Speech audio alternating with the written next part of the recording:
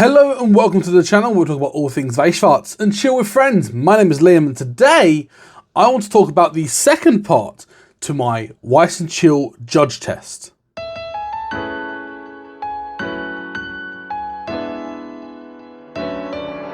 Now if you are new to the channel here, please consider hitting that subscribe button, and if you enjoy what we do here, please let me know by hitting that like button. As well as that, check out my other social medias on Twitch, on X and on Discord. Links are down in the description below. But let's jump straight in. So today I will be covering part 2 of the solutions for the Weiss and Chill Weiss Schwarz judge test. Now if you want to, I will leave the link to the Google Forms down below, where if you want to test your knowledge, please feel free to give the judge test a go and let me know how you do. On a side note as well, you'll see that I've revamped a bit of the background to make it a bit more fancy. What do you think? Do you like the colour in the background? Let me know in the comments below. Do you like the upgrade in quality? I think it looks really cool. I might change the colour though. Let me know what you think. What colour do you think I should have in the background? Let me know. Now, one request I did get in the comments for part 1, which if you haven't already, make sure you click the link up there, is that they wanted to know what percentage of people got the questions correct. So what I will do very quickly is go through the percentages of questions 1 to 4 from part 1, and then I will, for each question going forward, share the percentage of people that got it correct. So thank you, Alex, for providing that feedback, and I hope you enjoy the data. Now, since recording part 1, some people have actually taken the test afterwards, so I will have a percentage based upon what was the original 45. I will be removing the ones afterwards just because I don't want it to skew the data after I've actually given some solutions. So from the questions for the first part, question 1 with Asana and the memory kit counter, 90% of people got that correct. Question 2 with the data live question, 75% of people got that correct. Question 3, we had 82.9% of people get that correct with the Escanor climax combo question.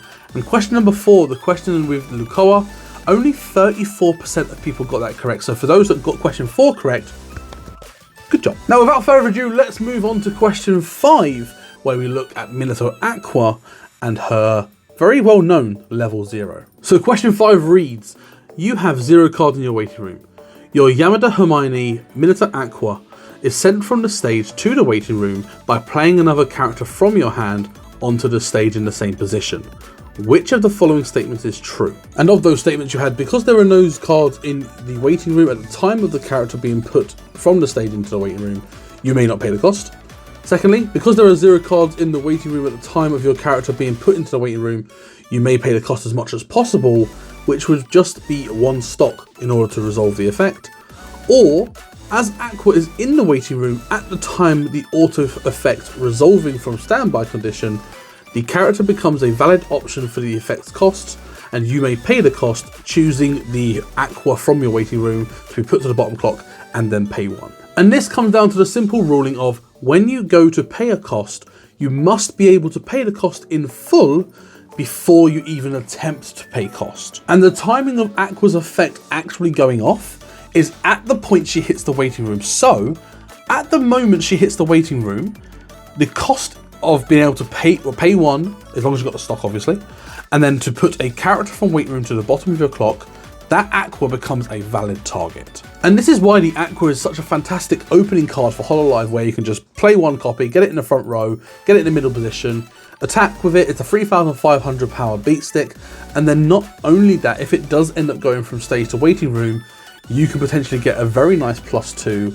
to increase your hand size on the very first turn. So to confirm, the correct solution is the third statement, where because Aqua is in the waiting room at the point of trying to pay cost, you may use that Aqua as part of the cost and pay the cost in full. And for question number 5, 87.5% of you got that correct, so good job. Question number 6, we have 104th Cadet Corps class Krista.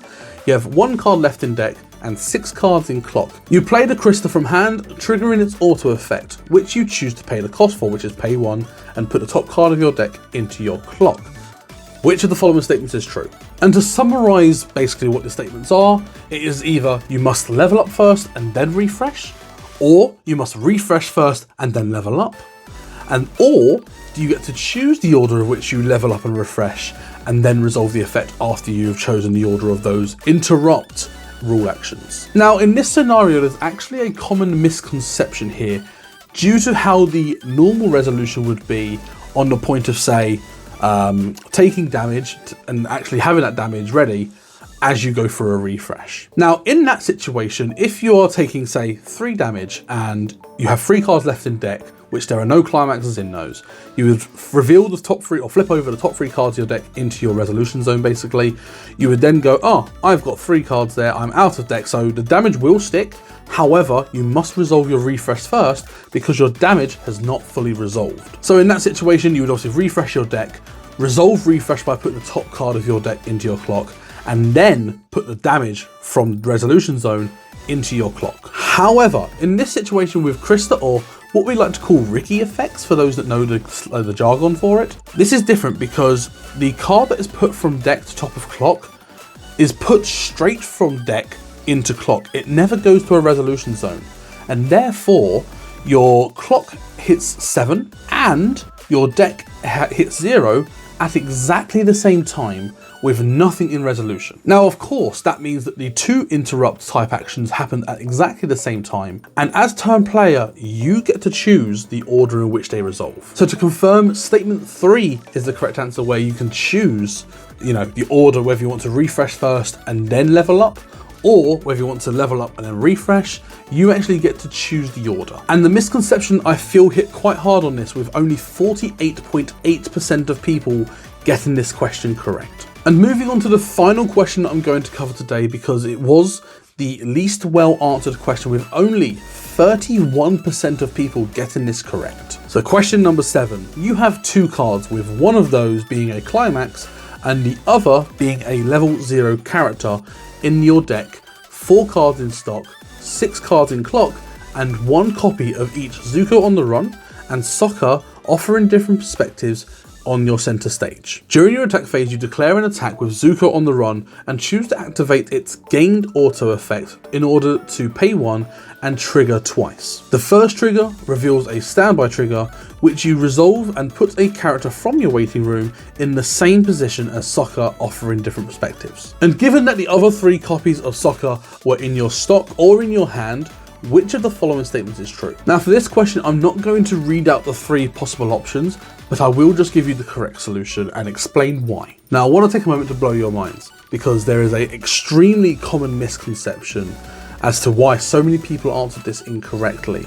And that is, when you play over a character, it does not immediately go to waiting room. Now, what do I mean by that? What I mean is that basically when 2 characters occupy the same zone, you must wait for the next available check timing in order to send the character that you played over to the waiting room. Now, this is clarified in the rule actions and segment 9.6.2, where it states, when multiple characters are placed on a stage position, or when multiple climax cards are placed on a climax area, all of those cards on that zone, other than the card that was placed last, are put into their owner's waiting room.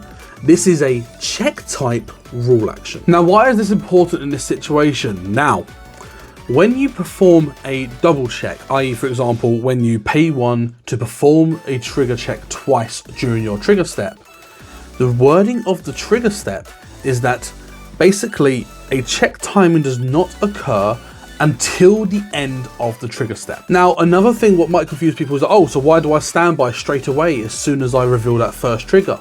That is because, as part of the trigger step, when you reveal a trigger icon and you perform that effect, that is not an auto, that does not require a check timing, it happens immediately as part of the game mechanics. Now, if you want to check out the exact wording regarding the trigger step, please check out page 12, and 7.3 is the section you want of the comprehensive rules.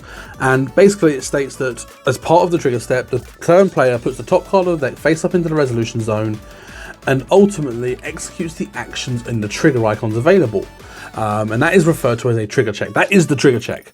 Now, because the way that the twin drive effect is actually worded, you perform the trigger check 2 times during your trigger step. Pretty much what that means is that step, that 7.3.1.2, is basically looped at that point. It loops until it is done that number of times required. So it will go, basically you're doing trigger step, you reveal top card, fantastic, put it to stock, and then you do it again before the trigger step comes towards its end, which at that point is when the check timing occurs in 7.3.1.3 to be precise. And so as a result of that, the card that is played over during the standby does not actually go to the waiting room until both triggers have been completed. Now, as a result of that, because there are 2 cards in deck, that means you will trigger your first, trigger the standby. Triggering the second does whatever, and then you refresh immediately as an interrupt type rule action, and then you resolve your refresh by putting top card deck to clock, and then finally you have the check timing to actually send the overplayed character to your waiting room. Which, as a result of that, you could actually then pay Soccer's a cost, where you can pay 1, send himself to bottom of clock, and then get to go into your deck to grab any cost 0 equal to your level and spawn it to the stage. Now, I do want to interject here and actually ask, is that the right way the game should be played? I'm not sure. Honestly, it makes sense physically, logically, where if you play over a card, because you cannot have 2 things in the same zone, it should immediately go to waiting room. So instinctively, it should be an interrupt type rule action where it just goes straight away. But that isn't the case. It is down as a check type ruling. So that does, you know, look at different certain plays where, you know, certain things go into waiting room and the timing of which they actually like go off and enter standby condition. It does change timing quite a bit, and there are going to be certain situations where a player who's especially playing standby might try to resolve an effect at the wrong time. So you must hold players accountable knowing this ruling. But that is it for part 2 of going through the solutions of the Weiss Schwarz judge test. What do you think to these? Were there any questions that baffled you a little bit? I thought it was quite interesting. The final question I went through there with the soccer is an incredibly unique situation, which is unlikely to come across, let's be honest. However, you could come across it and it could become very, very important. So make sure you keep your eye on that. Obviously, Avatar is just the example that I used, but there are, I'm sure, many other sets that have a trigger check twice twin drive effect with a standby in the set, and any set that does that could have this interaction, so be careful. But thank you so much for watching this video. Again, if you are new here, please consider hitting that subscribe button, and if you enjoy what we do here, please let me know by hitting that like button. And as always, check out my other socials on Twitch, on X, and on Discord. All those links are in the description below. But thank you so much for watching, and I look forward to seeing you in the next one. Bye!